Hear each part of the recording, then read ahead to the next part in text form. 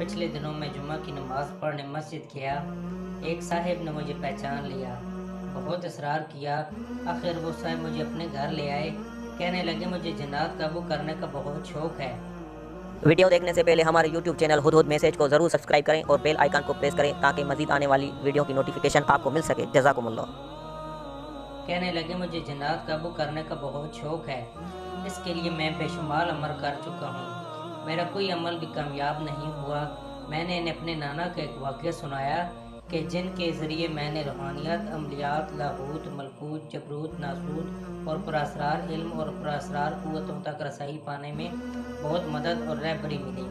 ہاں، مجھے اس بات کا اعتراف ہے کہ صحابی بابا، حاجی صاحب اور دیگر جنات جو بچپن سے میری ہر قدم پر رہبری اور رہنمائی کر رہے ہیں، اور اب میں جو کچھ بھی ہوں محض اللہ جل شانہ کے فضل اور اولیاء جنات کے طفیل ہوں۔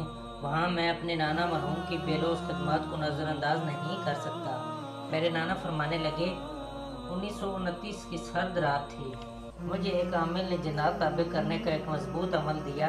اس مسجد میں بیٹھ کر نماز عشاء کے بعد جب سب نمازی چلے جائیں اور مسجد خالی ہو جائے، کوئی دیکھنے والا نہ ہو اور نہ ہی کوئی جاننے والا، اس وقت کرنا تھا۔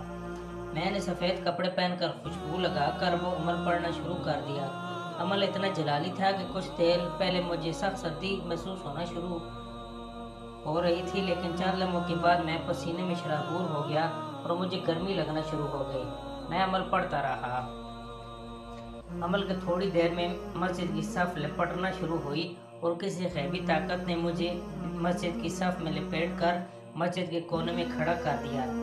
لپیٹا اتنا سخت تھا کہ میں نے نکلنا چاہتا تھا، نہیں نکل سکتا تھا۔ آخر بہت دیر کی سخت کوشش کے بعد میں صف سے نکلا۔ میں صف بچھا کر پھر پڑھنے بیٹھ گیا، کیونکہ اس وقت مجھ پر عمل کا جنون سوار تھا۔ مجھے اس وقت ہلکی سی خوف کی لہر محسوس ہوئی، لیکن میں خوفزدہ نہ ہوا اور پھر پہلے سے بھی زیادہ طاقت اور یقین کی قوت سے پڑھنے بیٹھ گیا۔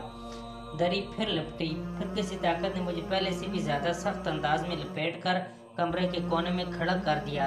ایسے محسوس ہوتا تھا کہ جیسے کسی نے مجھے رسے کے ساتھ لپیٹ کر باندھ دیا ہو۔ بہت گھنٹوں کی کوشش کے بعد صف سے نکلنے میں خلاصی پائی۔ چونکہ عشق پاگل ہوتا ہے لہذا پھر پڑھنے بیٹھ گیا۔ پھر تیسری بار ایسے ہوا۔ اسی کشمکش میں صدیوں کی لمبی رات گزر گئی۔ فجر کی اذانیں ہونے لگیں۔ فوراً مسجد کی صف کو سیدھا کیا، مؤذن آیا، اسے احساس تک نہ ہونے دیا۔ دوسری رات پھر مسجد میں پہنچ گیا۔ اب صورتحال یہ ہوئی، جب میں پڑھنے کے لیے بیٹھا تو سخت آندھی چلی۔ مسجد کے دروازے، کھڑکیاں بند تھیں، دھماکے سے سب کھل گئے اور مسجد کی چٹائیاں اور دریاں سب میرے اوپر ڈھیر ہو گئیں اور میں ان کے نیچے دب گیا۔ اتنا دبا کہ میرا سانس گھٹنے لگا۔ بہت کوشش اور محنت کے بعد چونکہ جوانی کی طاقت بھی تھی، ان دریوں کو ہٹایا، کھڑکیاں دروازے بند کیے اور پھر پڑھنے بیٹھ گیا۔ تھوڑی دیر کے بعد یکایک سخت آندھیوں کا بگولا آیا۔ پھر وہی ہوا جو پہلے ہوا تھا۔ اس دفعہ تو مسجد کا ممبر بھی اور قرآن پاک پڑھنے کے لیے رکھی چوکیاں بھی سب کچھ میرے اوپر ڈھیر ہو گیا۔ اب میرے ساتھ یہ ہوا کہ میں نکلنا چاہتا تھا لیکن نکل نہیں پا رہا تھا۔ محسوس ہوا کوئی طاقت مجھے جکڑے ہوئی ہے جو میری مزاحمت کا توڑ کر رہی ہے، حتیٰ کہ میری طاقت جواب دے گئی تھی۔ تھک ہار کر مایوس ہو کر بیٹھ گیا۔ اب کیا کر سکتا ہوں؟ اچانک خیال آیا آیت الکرسی پڑھوں۔ بہت دیر تک آیت الکرسی پڑھتا رہا۔ پھر وہ سامان ہٹایا تو آہستہ آہستہ ہٹتا گیا۔ یوں ساری رات پھر گزر گئی۔ مسجد کی دریاں، چٹائیاں، جائے نماز، ممبر، ہر چیز کو سلیقہ دیا۔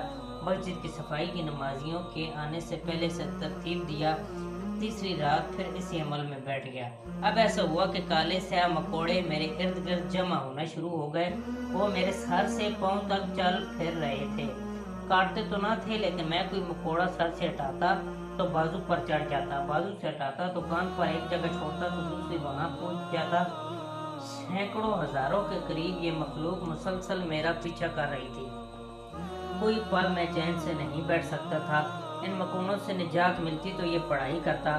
کچھ 7-8 جگہ تبدیل کی، چند لمحوں کے لیے پڑھنے بیٹھتا، مکوڑے وہیں پہنچ جاتے۔ یہ تیسری رات بھی یوں ہی اسی کشمکش اور پریشانی میں گزر گئی۔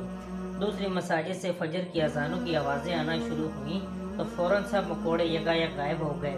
ایک پیوند لگے دراز قد، سفید داڑھی، سفید لباس، سفید سر پر سفید پگڑی پہنے بزرگ نمودار ہوئے۔ کہنے لگے، بیٹا تو نے 3 راتوں سے ہمیں پریشان کیا ہے، بیٹا ہمیں قابو نہ کر، یہی وقت اپنے نفس کو قابو کرنے میں لگا، اللہ کی اطاعت کر، حضور صلی اللہ علیہ وآلہ وسلم کی زندگی اختیار کر، اللہ کو راضی کر لے، ہم تیرے بیدار غلام بن جائیں گے، ورنہ اگر ہم کسی عمل کے ذریعے تابع ہوں گے تو یاد رکھ قیدی تو قیدی ہوتا ہے، وہ ہر وقت آزاد ہونے کی سوچ یتن کرتا ہے، تو جب بھی موقع ملتا ہے وہ اپنے آقا کا نقصان کر کے ہی آزاد ہوتا ہے اور پھر اس کی نسلوں سے انتقام لیتا ہے۔ بیٹا میری عمر 1950 سال ہے، میں زندگی بھر یہی سبق سب کو دیتا آیا ہوں اور تمہیں بھی دے رہا ہوں۔ اور وہ بابا جی غائب ہو گئے۔ میرے نانا مرحوم فرمانے لگے، اس دن کے بعد میں نے کسی بھی عمل سے گریز کیا۔ پیارے دوستوں، میں بندہ لاہوتی پر اسراری آپ سے یہی درخواست کروں گا کہ آپ بھی ان کے خیالات کو چھوڑ دیں، کیونکہ میرے پاس بے شمار پیغامات محترم حکیم صاحب کے ذریعے جنات کو قابو کرنے کے ملتے ہیں۔ میری بات اور ہے، میں تو پیدائشی طور پر جنات کا منظور نظر تھا اور آپ بھی ان کی محبتیں میرے اوپر بے قرار ہیں، بلکہ میری اوقات سے بڑھ کر ہیں۔